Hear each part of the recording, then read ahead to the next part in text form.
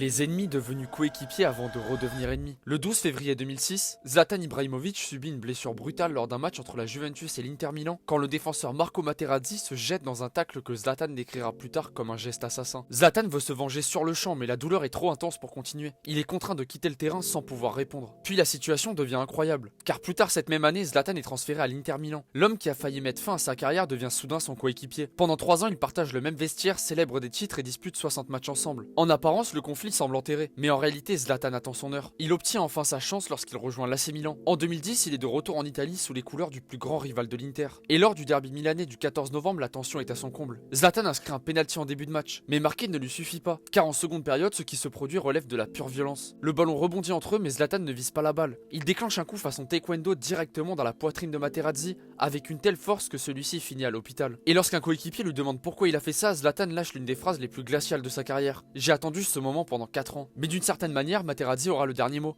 Des années plus tard, après avoir entendu les déclarations de Zlatan, il publie une photo de lui tenant le trophée de la Ligue des Champions, le grand titre que Zlatan n'a jamais remporté, avec une légende remerciant Zlatan. Selon lui, le départ du Suédois de l'Inter est précisément ce qui a rendu l'équipe assez forte pour tout gagner.